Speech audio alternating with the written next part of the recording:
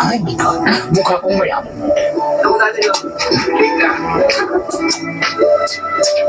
Baklot naman. Oh, your body core is very nice. Of course. I was a model before. Really? Yeah. Oh, nice. Okay, isang magandang araw na naman mga kababayan. Nandito na tayo ngayon sa part 4 ng istorya ni Val. Kung saan minimake-over na siya, no? Tapos na siyang bilan ng damit. At ngayon naman na pinapalinisan ng kanyang kuko.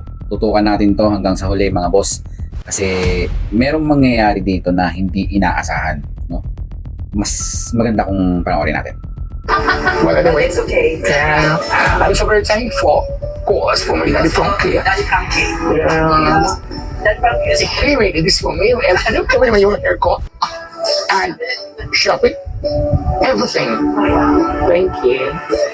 We went to the Ayan, so kinikwento niya dyan sa mga taga-salon kung ano yung mga ginawa ni Daddy Frankie sa kanya. Ipo-forward natin guys kasi ito yung time na nakakausap na siya ng maayos kahit pa paano nagre-respond siya ng angkop sa topic. Kasi medyo siguro nawala na yung tama kasi nung pinick up ni Daddy Frankie yan medyo nakainom. No? Ayan, nangungulit sa salon, tuwan-tuwa yung mga taga-salon sa kanya. Kasi napaka-kulit niya, no? Magaling siya mag-joke. Alam niyo naman, halos karamihan ng mga LGBT pagkadating sa ganyan. Lalo na yung medyo, yung mga bading, talagang, sila, may sense of humor sila, masarap silang kausap.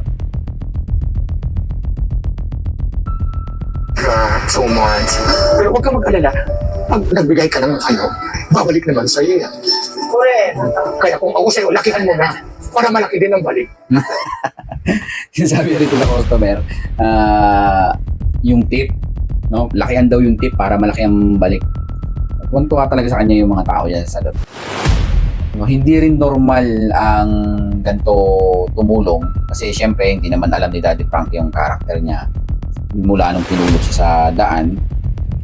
Kaya ang galing din ni Idol Daddy Frankie kasi along the way na pagtulong niya, makikilala niya at makikita niya yung kalooban ng taong tutulungan niya. Thanks, guys.